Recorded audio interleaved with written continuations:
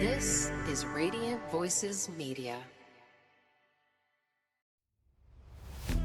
Welcome to the Paths We Take podcast. I'm your host, Jordan Disanjh. Let's hit a path. Hey there, and welcome back to the Paths We Take podcast. Today's episode is an important one. It's on a topic that doesn't really get discussed that often, and that is men's mental health. I am joined by the Modeo Bros, who are Movember ambassadors and the driving force behind some seriously challenging events that use physical endurance to start real conversations. From extreme runs to community challenges, everything they do is about pushing limits, it's about breaking stigma, and reminding men that it's okay to speak up and ask for support. This conversation isn't just about fitness or fundraising, although we are going to get in all of their madness that they've been up to over the last few years. But it's also about vulnerability, it's about leadership, brotherhood, and using your platform to create a real impact. These guys are showing that strength isn't just physical, it's also emotional, it's honest, and it's also human. So if you've ever struggled with silence, if you've known somebody who's struggled in silence, or if you've supported a mate through a hard time or wondered how you could use your own passion to really make a difference, this episode is for you. Without further ado, let's get into today's path. But welcome to the podcast. This is exciting. This is my first time actually with two other people. It's usually one-on-one, so that's quite exciting for me, but welcome to the podcast. Thank you for having us. Yeah, no dramas. Well, what I want to get started with is essentially if you guys can introduce yourselves, maybe one at a time or both at the same time. It doesn't really matter to me, but introduce yourselves, maybe what you guys have been up to, and we'll kind of go from there, basically. Yeah, for sure. I'm Riley.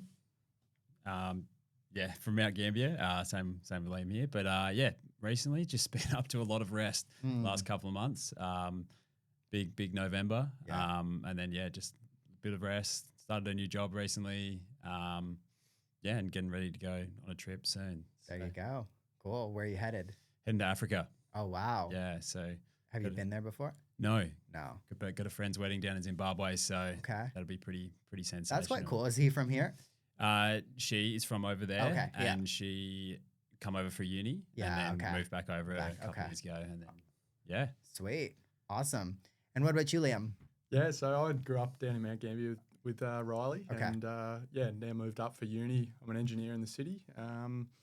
Just recently got back from Taiwan actually. Oh, wow. Yeah, just been over there in the Christmas break. And, now back into work. So back to reality. Yeah, that's fun, isn't it? I was the same boat. I've been away for like the last 4 weeks, and last week was my first week back. And I just say that's a write-off because I was kind of still in vacation mode, and this is the official first week back for me at least. But maybe if you guys don't mind, get into the Modeo Bros, get into what that is and when that started, basically. Yeah, I'll kick us off. Yeah, so a couple of years ago, it would have been 2023. My old housemate and I sort of had an idea about something we could do for Movember. We'd done it the previous year in 2022, and for me, it was a bit of a kick in the butt about like getting my shit together. Fitness wise, like I was probably coming from a place where I wasn't fit. I didn't enjoy running. Didn't enjoy exercise I was pretty unhappy at the time, going through a fair bit of a funk. And then a few mates got together and they're like, we're going to do Movember, sign up, grow a moustache. And I was like, okay, cool, I can do that. Like, can't grow a moustache very well, but like can try to raise some money. And then didn't realize that there was a fitness component to it. And so when you sign up on the page, you go, I'm going to do X amount of kilometers for the month. And I was like, oh, okay, I've said I'm going to do Movember. I might as well not half-ass it and, set the target at like 100 Ks or something for the month. And so just started running. And then from there, it really enjoyed it. Went out to a few different communities, met a lot of people, started doing a few triathlons because a couple of the boys were like, we're doing this. Do you want to come join in? And I was like, sure, why not? And then it got to about April 2023 and Finn, my housemate, and I were like, let's do something that's a little bit different. We sort of had the idea about doing an event every weekend of Movember. And the whole premise of us at the start to do that was to sort of do crazy stuff every weekend and sort of get the conversation started that way by being like, if you and your mates are talking and you knew us, and you'd be like, oh, hey, have you heard about what these boys are going to do in November? Like they're doing this. And then the conversation would be like, well, why are they doing that? We're doing it for men's mental health. And so that was the first year. Every weekend we did 2 challenges on the Saturday, one on the Saturday, one on the Sunday for the whole month. And like loved it. Like we met a whole bunch of new people. And just like the whole community, especially like Prospect Run Club, the gyms and stuff in Prospect really got around us. And we're like, oh, like shit, like that was a lot of fun. Like had a fair bit of like good community. Let's do it again. And then that's when Becky and then James, one of the other boys in the group, they were like, oh yeah, we'll jump on board and we'll see what we can do this year in 2024. And I guess that's when you jumped in. No, I just saw what Riley and Finn were doing, and obviously good mates with Riley, and thought, why not get involved? Like the amount of people that come out from the community to support it, just get out there, get around each other, and just bring other people that you haven't met. Like there's people coming out to some of our events that no one knows at all there. They've just seen us on, Instagram or something like that. Next minute they're there doing the whole Goggins challenge for the whole weekend, spending 48 hours with us. That's quite phenomenal, isn't it? Like it takes a lot of courage for somebody who doesn't know you or anybody else in the group to come out and be like that, really. Yeah, exactly. A lot of the challenges are uncomfortable physically and also sort of mentally. A lot of the challenges are sort of, pushing past those sort of barriers that if you're training for something, you're just going to be sort of, working within what you feel like you can do. But a lot of the challenges that we sort of have been doing are sort of pushing past that and getting to a level where, it's really tough, both mentally and physically. And I guess that's when it sort of starts getting real. And it's been great. So when did the concept, like the group and the whole, concept of the Modeo Bros and everything come into actually vision? That would have been 2023. Okay. So we sat down and we were like, yeah, we're going to do this. We'd seen the Goggins challenge online. And for like, if you don't know what that is, it's 4 miles every 4 hours for 48 hours. And David Goggins was the bloke that was like, yeah, everyone should do this. Everyone like this, how you prove how hard you are. And we're like, yeah, we'll do that. That sounds like a lot of fun. It wasn't. But no, like that was sort of what we started. And we were like, well, all right, well, why don't we do something else the weekend before, which was like a triathlon. And then we're like, okay, we'll do a half marathon too. And then, we'll do a marathon the last weekend. And then we're like, oh, that probably sounds a bit easy. Like, why don't we just do one Saturday and Sunday? And then from there, that's sort of how the premise of what we do in Movember sort of started, was like just do the hard stuff and just show up. Like no one expects us to be doing it in any record time, but like just do it. And then these boys jumped on last year. 2024 now. And we sort of just thought, oh, well, why not double it again and raise the stakes even higher? And so we're pretty sore boys at the end of it, but that's sort of the sort of mentality that we had throughout the whole thing was, how can we, one, grow this? How can we project what we've been doing the last couple of years into something that, one, people can join in when possible? Obviously, no one really wants to give up their whole weekend to go jump in, but they can come in for one run, 2Ks if that's all they want, and that's perfectly fine. And two, how can we like make it as enjoyable as we can and like get a lot of people around it so that it's not just like us in the dumps.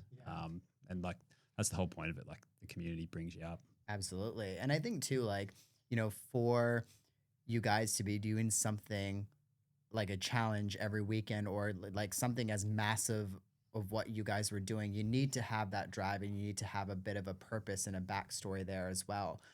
Otherwise, I mean, I think like we've discussed this on the podcast, motivation versus habit and everything. And I think this is a story where, maybe motivation does drive you a little bit more because, there's a purpose behind what you're doing. So for you guys, what was that purpose and what was that drive, do you think? early on, and how did that, I guess, evolve over the challenges that you've done? Mm, good question. Yeah, very good question. Yeah. Um, I guess like the motivation's definitely always been Movember and raising money towards supporting that. Yeah. For me personally, it was like a bit of a kick into action like all those years ago, and being like, if like you should go out there and do something, and then hopefully motivate someone else to do it. Yeah. But also once you put it on social media, like The whole world is yeah, your you're oyster, pretty really. you're pretty you're held pretty accountable. Like you know that if you don't succeed on the weekend, like people will understand. Like people are very encouraging, especially like in our our circles.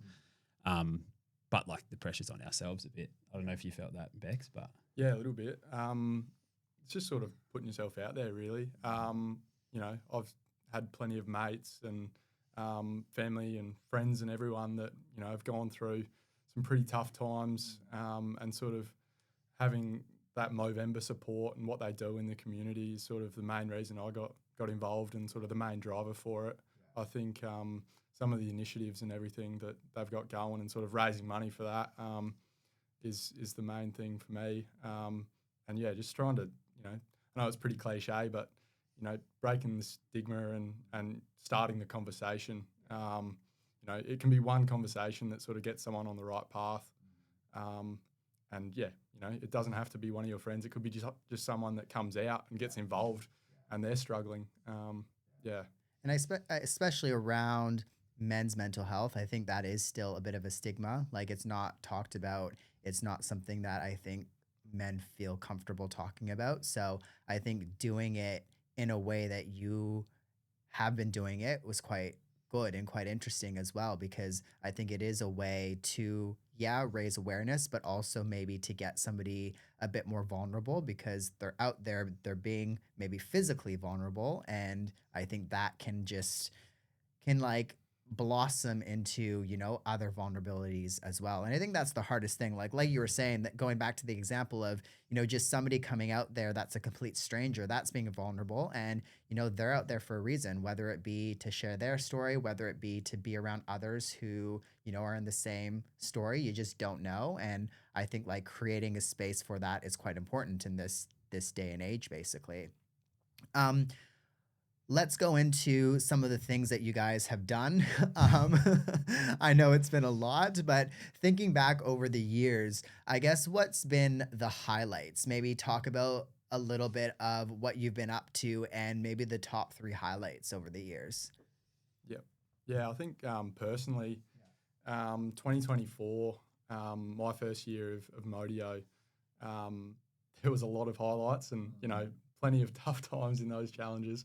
I think the 100K that we did with the More Than a Run. So that day we started at, I think it was at 3 a.m., I think, to try and get in a fair few Ks before they started the Movember More Than a Run. And just the amount of people that, came out and ran a little bit with us, or we had people dropping off, bags of Zupa Dupas and heaps of stuff just to try and get us through. I think that was something like a 14-hour stint, getting the 100Ks done. Pretty tough physically and mentally. But it's those sort of tough challenges when you realise, I guess how tough it is, and sort of some of those conversations start, when you're in a vulnerable physical position, it sort of gets the conversation started and people open up a little bit as well, I think. I think too, like if you're showing that you're being vulnerable as well, like it's kind of like a catch take as well. Like, others will feel comfortable as well, potentially. Like you have to create a space, right? And I think that's the hardest thing for people to come out and maybe share a story or be vulnerable, is there might not be that space. And, if you're creating that space, then great. It just, people can do what they want with that, really. When it comes to that 100K challenge, what were some of the things that you guys learned about yourself, do you think? I think you definitely learn, no matter sort of where you think your barriers are individually, you can still definitely push past them. Like I know going into it, you know, you're like, oh, I think I've got this in me. But when push comes to shove and you're sort of starting to feel pretty down, I know at the sort of 60K mark, I hadn't probably eaten enough or drank enough, and you sort of start feeling pretty average, and you're like, oh, I don't know whether I've got this in me. But then, you know, you find a second wind, and next minute you're at 80 Ks, and then you're like, I've got 20 to go. This is, you know, I'm nearly there. But yeah, you can always just sort of find that next gear, I guess, and push past that limit. Yeah, for sure. What about yourself? Yeah, pretty similar. The first year that we attempted the 100 Ks, I didn't even get through it. Had really bad hip. So I was pretty adamant that this last year I was going to get it done. But similar to Liam, like, yeah, you get halfway through and you're just like, what am I doing? And you're like, I've still got a marathon and some to go. But like, what helped me throughout the whole run was that there was people with me basically the whole time. I think I probably might have spent 10 Ks by myself. And like, I went to the bakery at one point, went and got a coffee with a couple of people, like ran up there, ran back. And the whole time they're sitting there just being like, what you're doing, it's just like, it's helping. Like, you're doing a great job. You're having some really good conversations with people. And just like the amount of people that come out and like, you just run past them and like, oh, what are you up to? And I was like, oh, I'm 60 Ks into a run. And they're like, oh my God, like I'm going to come join you for like a lap of the uni loop or like a lap of the Torrens that we're doing. It was pretty cool to see the reach and the impact that like people just on their daily life were just like, oh damn, I'm going to join in that sounds cool. So yeah, but then like, yeah, personally, yeah, just pushing the limits. I never thought that I'd be doing 100 Ks in one weekend, but yeah, last year, like, was lucky enough to do it consecutive weekends against my physio's best wishes, but love you loose, but. All right, I want to talk to you about sunglasses made for runners by runners. That's why I wear Your Run sunglasses. Lightweight, zero bounce, and they stay locked in even when you are sweating through speed sessions, long runs, out in the sun, whatever it might be. They are stylish enough for daily wear, durable enough for race day, and just the perfect combo. Honestly, I love brands that get the sport, get the grind, and support the running community, not just the podium finishers. If you're serious about your run gear and want shades that perform as hard as you, go check out Your Run. Use my code Jordan10 to save some money and get yourself some stylish sunnies that actually perform and look good. Run smart, stay protected, look good doing it with Your Run sunnies. Yeah. What kind of things do you think got you through? Like, we went back to and we discussed purpose and motivation before, but you know, I think back to a few years ago, I did the 777 challenge, like 7 marathons in 7 days, and I think like you need to have, again, like, I remember day 3 was the hardest for me. That was the day where I was like, oh, if I don't finish this, like, is it really like, does it really matter? You know what I mean? Like, what kind of got you through? Because I'm sure there were times through those, 100 kilometers that, oh, I've done 30 or I've done 50. Is that good enough? So what kind of got you through that mindset, or was that not an option at all? I think, yeah, I don't know if I let that really enter my head. Yeah. Okay. Like, I think I said to Jim I think it was about 55 Ks. I was like, mate, my foot is really sore. Mm-hmm. Like, I'm not sure if I'll get through this. But then like as soon as I said that, I was like, nah, like, what are you doing? Like, you got it in you. You could take another 10 hours to do 40 Ks walking. You're still going to do it. Yeah. Which I think sort of speaks to the gym and my physio who was there on the day and been like, I'm going to tape your foot and make sure you get it done properly. Yeah. That the people there, like, they just, because you're there and you're talking to someone the whole time, you're distracted. And as soon as you get a little bit of doubt and you start like mentioning it, they're like, it's okay if you stop, but like, we really, like, we believe in you. Yeah. So like, it's genuinely the people that get you through it. It's, as cliche as it sounds, it's the community that get around you. Yeah. No, that's amazing. Really. What about yourself? Yeah, 100%. It's sort of, as soon as you let a little bit into your mind about the sort of negatives, you can, fester it internally, and it just it grows. But I think, as Riley said, just like having a conversation with someone just takes your mind off all the pain you're going through, or, takes your mind off your foot that's sore, or whatever it is. And I think, I've always had in the back of my mind in a lot of these sort of things, it's like I've had like a family friend or someone like that that's struggling and that's, doing it tougher than me.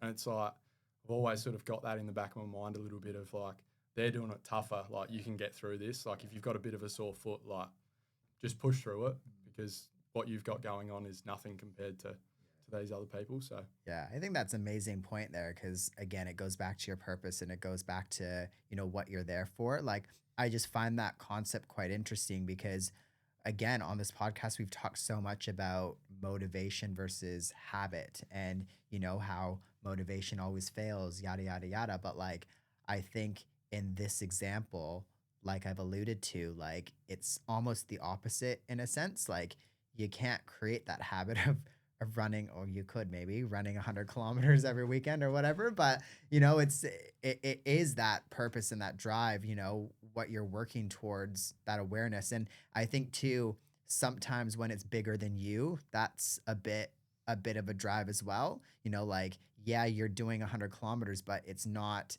like, anybody could wake up in the morning and decide to do 100 kilometers, but not everybody could decide to do it for, a cause. You know what I mean? So I think that's quite interesting as well.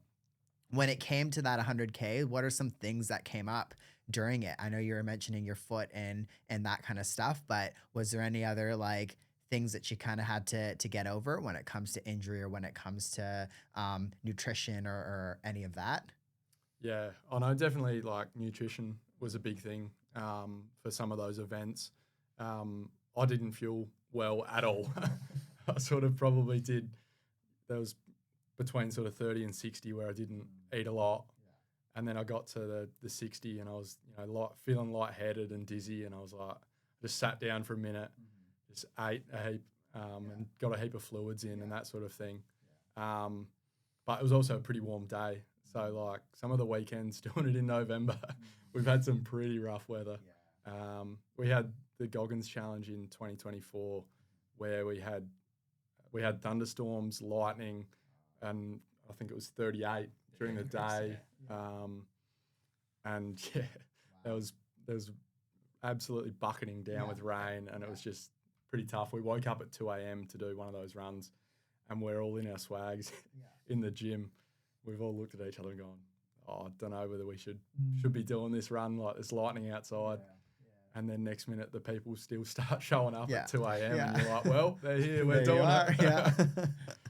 Oh, sweet. Yeah. What about yourself? Yeah, pretty similar. It's just as much recovery as what I could get over the whole thing. But yeah, like nutrition, for being like people that I don't know about Liam, but my training plan in the lead up was only like 15, 20 Ks a week, and like nothing crazy. So yeah, just eating as much as I can, and just like I had James drop off a couple of bottles of Powerade at one point. I was like, mate, please. Yeah, I need something, anything really. Yeah. All right, let's talk about supplements that actually earn a spot in my routine. Not hype, just results. I love the Tropica matcha because I love clean energy without the crash. But also I like how this matcha is smooth, it's not bitter, and I genuinely look forward to having it every day. There's also the pineapple creatine. Creatine isn't just for muscle performance, you guys. There is more research coming out about how it supports mental clarity, mood, etc., etc. If you train, think, move, breathe, you should be taking creatine, in my opinion. At nighttime, I also love their beauty custard. It legit tastes like dessert and supports recovery while I sleep. It is collagen, so it's great for the skin, the hair, joints, longevity. Both men and women, everybody should be taking collagen. You guys can use my code JORDSTAY10 at checkout to save yourself some money. That's JORDZDAY10 at checkout. JORDSTAY10. Thank you, everybody. What were some other highlights? So you did the 100Ks. What were some other things that you've been up to over the years? I think last year, one of my personal highlights was we reached out to Movember, and last year we were recognised as Movember ambassadors, the Modeo Bros as a whole, which was an insane experience. They flew myself over to Melbourne, and just like met 40, 50 other people from around Australia who were doing really cool things. And like that was a pretty cool experience. And from that, we were able to bring that back to Adelaide with a Modeo Bros times Movember, men's speaking event. And we held that at the Prospect Town Hall, and we had like 70 to 80 people come in from all around SA, and had Steve speak there and a few others from around the community. And it was just like really wholesome. Like the conversations that were being had there was truly special, and like connected a few people to like Breakthrough Foundation were there and all their work they do with men's mental health. And like John Mannion was there speaking. Lisa was there. She was fantastic. But just like being a part of that, like bringing people into a room for the one purpose of talking about men's health and just connecting with each other. Like there was people from up in Nairn who'd been doing Movember for 5 or 6 years, and like just having a chat to them and hearing their stories about how they've gone through their own mental health battles and now they're on the other side, like was like I had goosebumps. I'm getting like goosebumps talking about it now. There was a fella coming up and telling his story, and then he messaged us afterwards and was like, I absolutely loved it. Like, let me know about your next time you guys do something like this. I would love to be there. And I was like, wow, like that was pretty nuts. And like Movember's support there, like the whole way, they were like, yep, whatever you need, we'll do it. They were like, this is your event, but we'll support with everything that you need. And we'll fly over a couple of fellas. And like, yeah, that was a massive highlight for myself. It was the fact that we just sort of built out ourselves, and we're like, we're going to do this, and sort of, did really well. So that was cool.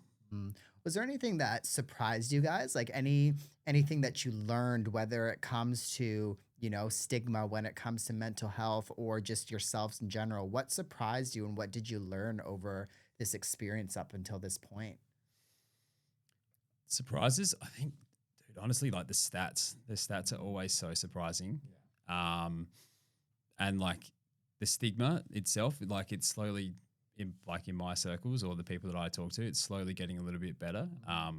But it's really slow. And I think that's probably the surprising thing is that like all the people that you talk to and you do all this stuff, and like even for myself, like I still feel that like I do a lot of this with this work and like I love doing it and it's for such a great cause. But then even sometimes I'm like, I really don't want to go talk to someone about this because like I don't want to burden them. But it's like, well, hang on, like you've just gone out and done all this to be a role model, and then you get back to it and you're like, oh, actually, I don't want to burden someone. You're like, I think that's an unfortunate thing, right? You don't want to seem like you're coming across as burdening other people. Yeah. You don't want to seem like you are, oversharing, quote unquote, as well.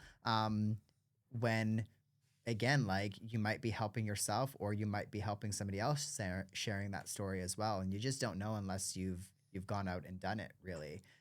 Is there anything that surprised you over these past few years or?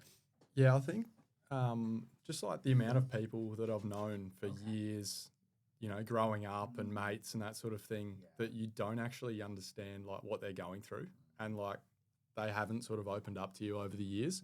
And I think it's just like once they're in the right space and they feel comfortable in where they are, they can open up. And sort of as they learn more about it, and as everyone sort of understands everything a little bit more, I think it's sort of the whole way through. I haven't understood the amount of people that are actually going through this. Like when you think about it and you look around, like say the office that I work in, and you think about how many people, the percentages of how many people are actually going through a really tough mental health battle themselves that you're just completely unaware of. It's pretty crazy, and it definitely surprises me. And that's an interesting point as well, because I think too, like, when it comes to like, you don't know what's going on behind closed doors a lot of the times, right? It's like LSKD, that last, I don't know if you've seen that for Movember, that Instagram clip that they posted, I Yeah. think went viral, like the two runners or whatever. Like you just don't know what's going on behind closed doors. You know, people can put up a smile or a good front, but you don't always know behind the scenes what's going on. And I think too, like if we all just understood a little bit more that, you know, people are going through something or anything really, you know, they could be going through this or that. Like, I think there would be a little bit more, less hate in the world, but also more understanding as well. Because again, like, you just don't know if somebody's had a bad day or if they've just like, you know, crashed their car or if they've done this or that. Like, they could put up a good front or they could be super angry and you could, like, you know, spend that 30 seconds judging them. But like, that could not be a representation of who they are as a person. They might have just had like a really bad day. And unfortunately, that's come across on you, really. When it comes to, I guess, like, if we had a person listening right now who maybe wants to start something, who wants to maybe, you know, do something similar, raise awareness or whatever, what tips do you have for that person when it comes to, you know, them wanting to get out there and be more vocal or just start a community or do something similar? Honestly, just give it a crack. Yeah, I think that's probably the main thing. And have a chat to people that are like minded. Like for Finn and I, our first year doing it, like we had no idea what we were doing, but talking to people that sort of backed you in, that was massive for us. The Yeah. fact that they were like, no, you're not crazy. Yeah. Like we'll support you through it. Yeah. And then like bringing Liam and James in Yeah. 2024, like having those guys want to jump in and like join us was massive for our confidence and being like, yeah, this is real. Like this is awesome. That this is the impact we're having, that people want to come and join us. Yeah. So like that's probably my tip. Just do it. Mm. And you know, do whatever's going to be authentic to you. Like we don't post anything that, you know, we wouldn't be like enjoying ourselves doing. Like it's not like we're sitting there forcing ourselves to go and do it. I think that's probably the main thing that people enjoy is that we've been pretty authentic with the experience. People come in and we don't really change. Like we could have nobody rocking up to our things and it'd just be the same thing. Yeah. Yeah. So Yeah. Yeah, I think like you find out so much more about yourself when you get uncomfortable. So if you think that you want to do something, but you're not sure if you can actually do it, like just give it a crack. Like, what do you have to lose, really? At the end of the day, like if you go out there and you can't get through a challenge because it's crazy, like what have you lost?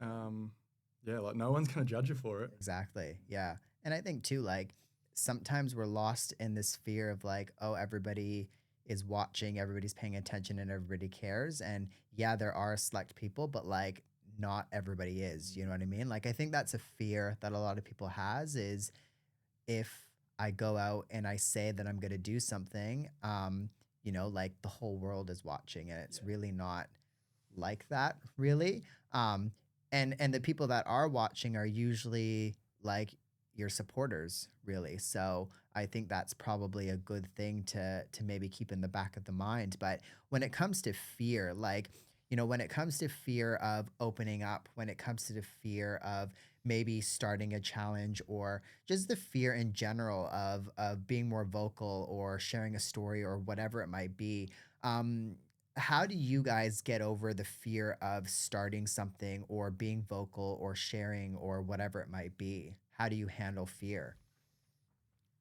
Oh, good one. I know. Exposure. I think that's probably a big one. Yeah. For me personally, like a few years ago, like I would never be doing something like this. I would actively avoid public speaking. Like every time I'd go up, I'd feel like my voice was cracking and I'd be like on the verge of tears. And then I put myself in a position with my college to be the president of our old collegians. And in that role, you have to public speak. And I was like, okay, you've put yourself in this position, do something about it. And so like I've taken a few tips from people. I talk to people that I know who are really good in the space. I say, hey, help me. Like I really struggle with this. Can you help me? And they're like, okay, these are my 3-4 tips. See if any of them work for you. If not, we'll work through it. And from there, like it's sort of just a confidence thing. it's just for me in this situation, like public speaking, and then what's now led to it is like speaking about Movember and speaking to a lot of people about it. Yeah, those tips are still resonating through that. So that's what works for me to get through the fear. And like even before a big challenge, it's like do the things that you know work. It's a few deep breaths, just talking to myself a bit. So yeah. How do you get through fear? Sort of like a couple of years ago, I sort of wanted to, put myself out there a little bit more, and I sort of said to myself, if an opportunity comes up, whether it be with work or whether it be, a challenge or something personally, like I just give it a crack and say sort of yes. Whether it be going on a work trip or having to do something that you're not used to or something that is out of your comfort zone, just if you do it and you don't enjoy it, then nothing ventured, nothing gained, sort of thing. Like if it's something that's tough, like give it a crack. I don't know, like I was in a similar boat to Riley. I used to hate public speaking.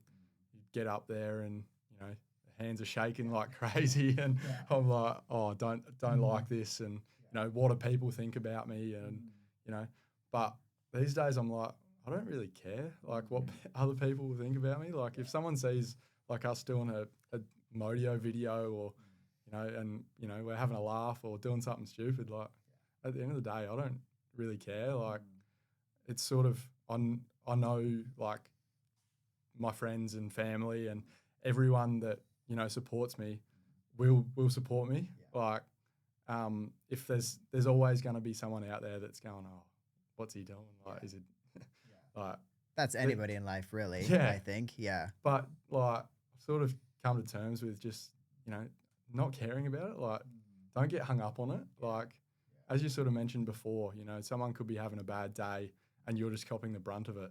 Like sort of don't take it personally, because if you let that sort of stuff get you down, then you're going to be in the same sort of mood that they are, and they'll bring you down with them. But like don't take it personally and just go with the flow. And I think it's a skill, right? Like it's like what you were saying too, rinse and repeat. Like just like anything, you have to go through those experiences. You have to maybe put yourself out there to, practice that and to, maybe be okay with just not caring, and like I think that's something that like the person listening right now might be like, oh, well, how do I get to that? How do I get to like not caring, right? And I think it goes back to like what both of you were saying. Like if you put yourself in situations and you rinse and repeat, yes, it's uncomfortable. But unfortunately, I think sometimes that's what gets you to that stage of just, you're going to get to the stage when then you don't care and you have more fun maybe in life or whatever it might be.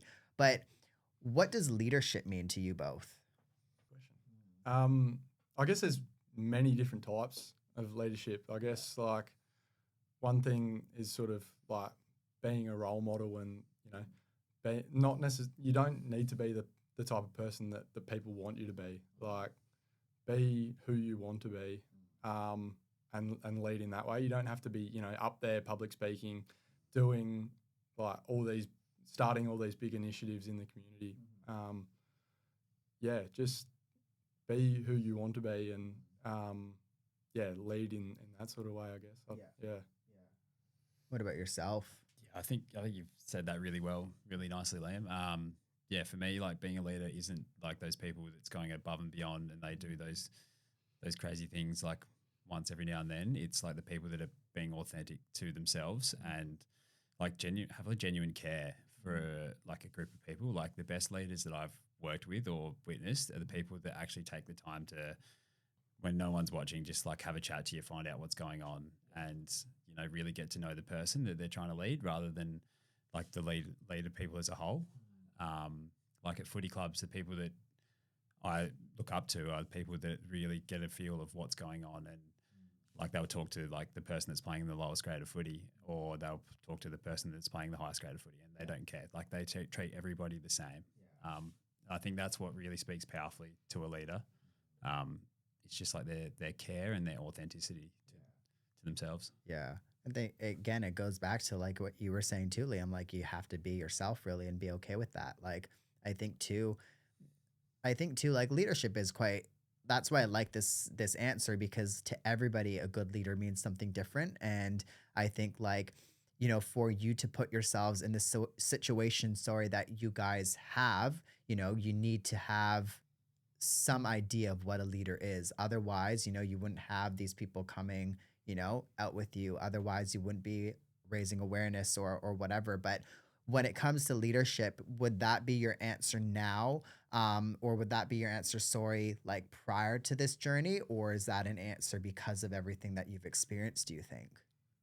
Yeah, I think definitely probably what I thought a leader was, 10 years ago or even probably 5 years ago has changed. Like I know growing up, you sort of think of as a leader as, growing up playing lots of footy, you'd think that the leader is, potentially the best player in the team. And that's sort of where, growing up playing footy in juniors, it probably was your captain was probably the best player on the team. But, that's not necessarily the best leader at all. I think for me, I've sort of found that the best leader is, someone that can, get along with everyone, as Riley was sort of saying, and, bring the best out of everyone. They don't have to be, the most highly skilled at something but making sure that everyone sort of feels comfortable to give it a crack and do their best, I think is what, a leader does. On the low days that you guys have, on days where it's hard to get out of bed, on days where you're tired, on days where that motivation might be lacking, what gets you up and what do you think gets you going and finishing the day, basically? For me, it's a bit of a responsibility, like personal responsibility. Especially nowadays, like 3-4 years ago, it used to be like if I had a big night and I was hungover, I was just like, oh, let's just rot in bed all day. But nowadays it's like, nah, like, get out there and enjoy the day. Like it's a lovely day outside no matter what's going on. Like you can go to the gym, you can have a conversation with someone. I think I've said it way too many times, but like genuinely like people, like community, like I go to a gym in Prospect, Revel Prospect, and like the people there are genuinely like I get out of bed because I'm like, I'm genuinely excited to go and chat to these people. And like similar, like just, same with work. Like if I have to go to work, I'm like, I'm never dreading it. I'm always like, I'm actually excited to go and hang out with these people today and enjoy myself. Yeah, sweet. What about yourself? Yeah, I think like everyone has those days where, you're not looking forward to, going to work like, oh yeah, I'd love to stay in bed or, that sort of thing. And I think you've always sort of, I think personally, like I've always got a goal or, you've got something that you're working towards and you always know that, if you're having a rough day, like I know that the people around me will, bring up the mood and, then it's going to be a good day sort of thing. Like, and I think if you're working towards something, whether it be personally or, like physically or something like that, that sort of helps me and gives me the motivation to, like, oh, I've got a marathon coming up that I'm working towards. Like, if I miss a session here, like, it's gonna, I'm not gonna do as well as I want to. So it's sort of having a goal and having a purpose, I think, is something that, has helped me.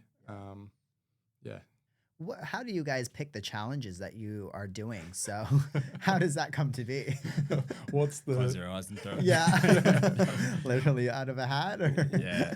What are some of the toughest things we can think of? Okay. Yeah. Yeah, I think that was probably it. Like we hear a few things about what people think are hard, and like a lot of people send us stuff over the year, and they're like, "Oh, this would be cool for you boys to do," and it's like, "Oh, that actually sounds really, really awful." But yes, that's generally it. Just like things that are like not achievable. A lot of them are quite unachievable, but things that are going to be hard, and just things that are going to enjoy, like bring people in. Like like this year, having the 24 hours at the Indie Loop, we did that 2024, and it was just us four, Finn, Liam, James, and myself, and like we were like, okay, how can we bring a lot more people on and make it a bit more enjoyable? Like, so it's still like an awful thing, but a lot more fun. Um, but yeah, picking it, I guess, like genuinely, like I said before, like after the first year, we were just like, let's double it, and so we doubled it, and then that was not nice. And then last year we were like, all right, how can we be a bit more consistent and bring more people to our events? Like people know we're going to be doing X, Y, Z, or like assuming that we're going to do the same. So how can we make sure that people can actually jump in and join us for these events? I think that's interesting, like that concept, running towards the hard, running towards discomfort, because that's not a common thing. I think naturally people might run away from discomfort. We don't want to put ourselves in situations like that. Is that something that you guys feel like you've always had around you, running towards discomfort when you think about, your past even before all of these challenges? Or how did you get to that mindset, do you think, running towards discomfort and running towards hard things? Yeah, I don't think I was probably. Yeah, I definitely didn't run towards discomfort before. You sort of can sometimes stay within your limits, and oh yeah, I know where my limits are. Like I'll stick to that. But sort of when you get into it and you start pushing yourself further, that's when you actually find those limits. And I think now, like after all these challenges, I've got a much greater appreciation for sort of what pain is and what discomfort actually is. Which I definitely didn't have before. Yeah. Yeah. I guess it goes back to like, you have to just put yourself out there and experience it really. Otherwise you won't learn those hard things really. What about yourself? Yeah, I think that's probably pretty similar. I think Liam touched on it before. It's like knowing what you're actually doing it for, and then like the rest is sort of you just rock up and you do it because you know that what you're doing on the day is for a much bigger reason than just what you're going to be putting your body through. You're going to be in a lot of pain and it's going to suck, but I think probably Ned Brockman says it like there is like a limit to it. Like you're going to be feeling really uncomfortable for a certain amount of time, but it's going to stop at some point. Whereas if you think about it for the bigger picture, like some people are just going through it day in, day out. Like we're doing it for a weekend. And then like a few more sessions with the physio, but like people are going through this like their whole lives, which is just like really tough. And so if you can raise awareness for it on one weekend and go through a really uncomfortable situation, then sure, like that's awesome that we can do that. I think that's so interesting. Like I think for you to again put yourself through situations like that, like it's just an interesting concept because again, I think naturally we shy away from the discomfort and we shy away from, hard things, quote unquote. But you kind of like, I like that answer because like I think they were two similar answers but different as well. And that's I think an important concept is I think everybody needs to maybe find their own path on getting through the discomfort and getting through that journey really because it's not cookie cutter for everybody. And it's just like, I'm sure you guys have heard numerous stories because everybody has a different story and everybody's probably gotten to that story or that path a different, we're all different in our own way in that sense. So when it comes to future, what are your goals when it comes to like not necessarily like the Modeo Bros, but just in life? What do you think you want out of what you're doing right now and all of the drive that you're going for? Good question. Yeah. I think one thing that we definitely tried to bring in this year was sort of making it a lot more inclusive. Like you don't need to be a runner or, do something, physically to make yourself, out of your comfort zone and become uncomfortable. I think it can be, something completely different. It doesn't have to be physically. Like even if it's just, coming out and being around us for 24 hours at the uni loop and that sort of thing, I think there's multiple different levels of uncomfortable that you can be in. You don't necessarily have to be just putting yourself through pain. Yeah, absolutely. What about yourself? For the future, personally, like I just want to keep getting better at like keep improving myself in different ways, and just basically being a better leader. I think is probably my goal, and just having a good impact on people around me. For the Modeo Bros, for the future, we've been talking about it. We haven't planned anything yet because it's a little bit too early. But I'd love for a way that we could be having these conversations and having this impact outside of just Movember. Like, as great as it is, not enough people probably know that Movember actually is run year round. And for us, like, even if it's like once a month or once every couple of months, like getting a group together and having a chat about it or going for a run, I think that would be pretty special and have a really nice impact into sort of the stuff we're doing within Adelaide and SA. So.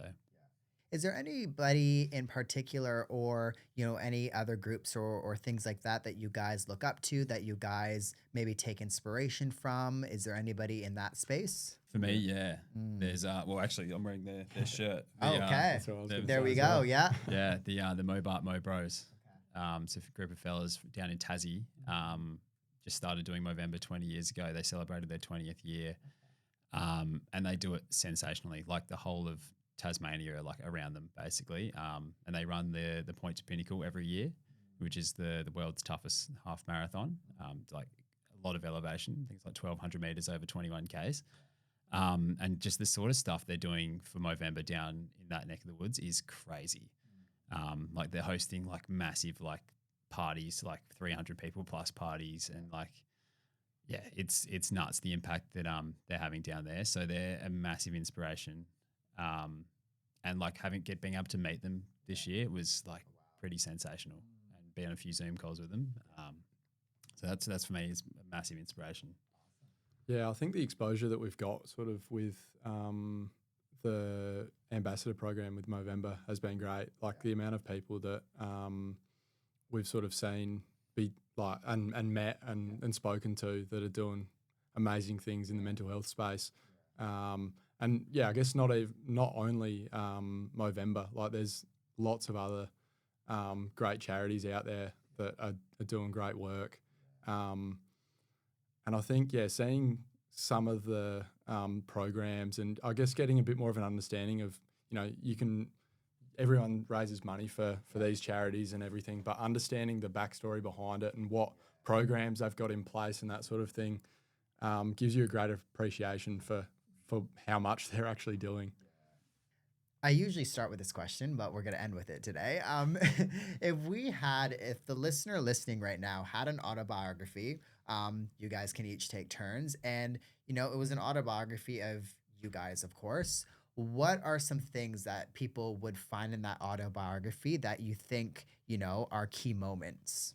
In mine, it'd be a pretty interesting story. I feel like at the start it'd be pretty quiet, not really going in and looking for too much trouble, especially when I was younger. And then my move to Adelaide would probably be pretty formative for me, like moving into residential college and meeting a lot of really strong role models who I've sort of not taken after, but taken a lot of lessons from. And then ever since then, it's just been few troughs, definitely through there. But a lot of opportunities where like I've just said yes, even though I've been super uncomfortable, like picking up things, and like it's been some of the best memories for me is like last year, just saying yes to coaching a footy team at Adelaide Uni. Didn't know a single one of the blokes, but I was like, yeah, sure, I have no idea what I'm doing, but let's get uncomfortable. And absolutely loved it. So yeah. Does that answer it? Yeah, absolutely. Hey, it's open to interpretation, right? Yeah. So what about yourself, Liam? Yeah, I think as a kid, I was sort of the standard, like country sort of love every sport, like everyone, you love footy, you love cricket, basketball, anything I could get my hands on. And I think one of a pretty tough period in my life was I was 10, and I had a pretty major leg surgery, broke both my femurs and everything. And I had to have 6 months off sport. I was in a wheelchair for a month. And then after that, sort of had to learn how to walk again. And that sort of played a big role in my life and sort of how I've come to be, I guess. Like I wouldn't be where I am today, doing all the running and everything. Like I used to trip over my feet as a kid. But even just like the amount of support at a young age at 10, like you realise how much support and how many people are around you. Like I was in a wheelchair for a month, and you know your mates are pushing you around in a wheelchair at school, helping you in and out of the car, and it sort of gives you a greater perspective of everything. And I think I was lucky enough to sort of have that as a kid. At the time, it was pretty shit and pretty rough, and you sort of go, why me? But you look back on it now and you go, I'm actually way better for that. Then obviously, moving up to Adelaide was a big move. But I think, moving up with friends sort of made it a lot easier. And similar to Riley, I moved into a residential college, and just like the amount of people and, you know, coming from diverse situations and places around Australia and even the world, like just gives you a greater perspective for everything. But I think even in the last few years, like there'd be a fair bit in my autobiography. I think like a few years ago, I was still playing footy, loved it. I hadn't played many games over the years, a fair few injuries in a row, and then you come to the realisation of, you know, there's more to life than footy when you start sort of going through like concussions and that sort of thing. Growing up, I thought, you know, I want to just play footy. I want to play for my local club, and I want to play, you know, 400 games like my old man, which, you know, that was always a dream. But you now sort of realise that there's way more to life than footy and sport and that sort of thing. And it's just finding that other purpose. And I think sort of what we've got going and what we've started with Movember is sort of, you know, given me another purpose. It's another string to the bow sort of thing. And it just sort of, it gives you something else to sort of get out of bed for, I guess. Yeah, absolutely. And how has your guys' perspective, like after chatting with all of the people that you have, after, you know, doing the challenges that you have, when it comes to perspective and when it comes to seeing other people, when it comes to relating to other people, when it comes to maybe even just understanding other people, how's your perspective changed now after learning all of the things that you have, do you think? Yeah, it definitely has changed a lot. I think it opens up like the bigger picture, really, for me. I think like sometimes you can be sort of stuck in your lane of like, you know, this is me, this is what I'm doing.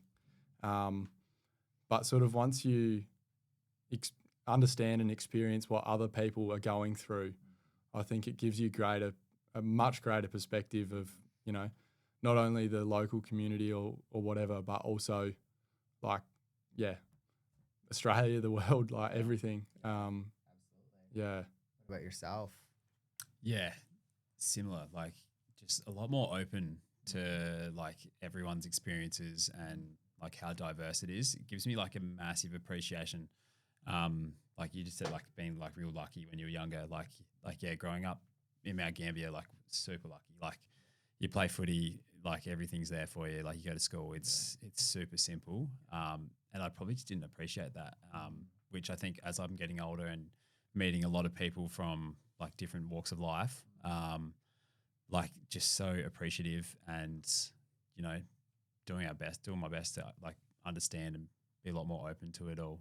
I guess that's. Yeah. And I think even just like you sort of take for granted a little bit growing up, like, you know, how appreciative or how lucky we were growing up in a supportive family. And, you know, we had, you know, really good mates growing up and good family friends, and you had a lot of people in your corner, and you don't sort of really appreciate that growing up until you sort of look back on it now and you go like, shit, I actually had it really good. Yeah. And I guess until you've maybe even spoken to other people that might have not, or, you know, have other opposite stories too. Like I would assume like if I looked back on my life too, like, had it really good, but there's not everybody does in the same, you know, like we're not on the same boat really. When it comes to the person, like for the person listening right now, key takeaways out of everything, what is something that you want to leave them with or you want them to really remember? Have a crack. Like, get uncomfortable and have a crack. I think that's probably my biggest takeaway from any of it. It's just like you don't know what's out there. You don't know what tomorrow's going to bring. So do something uncomfortable. Do something fun. And because a lot of the time the uncomfortable stuff you do does end up being quite formative, but also it's a lot of fun. Love it. Yeah. What about Yeah, yourself? 100%. Took the words out of my mouth. I think just go out there, have a crack. Like, what do you have to lose, really? At the end of the day, if you go out there and you go, oh, it's not for me, then, okay. Exactly. Yeah, you don't have anything to lose, and just give it a crack. Like, say yes. Like, I think that's one thing that I sort of tried doing a while ago. Is just don't stop saying no because you think it might be uncomfortable, you might not like it. Like, what do you have to lose? Give it a crack and get uncomfortable. And where can people find you guys? On Instagram. Okay. Yeah, Right. we tried TikTok, but that didn't go well. Usually just Instagram. Okay. You can find us. Sweet. And that'll be in the show notes for you listening, so you can definitely head out there. Thank you guys for coming on. Thank you for sharing your stories as well. I think, being vulnerable is difficult. And if the person listening, I guess my key takeaway is like, give it a crack because you can't always just go out somewhere and be vulnerable unless you've tried really, right? And I think like you've demonstrated that today. Like you guys are out there, you guys are being vulnerable, and you guys are creating experiences for other people to do the same, really. And I think like I commend you for that, really. So thank you for coming on and thank you for sharing your story. Thanks for having us. Yeah, thanks for having us.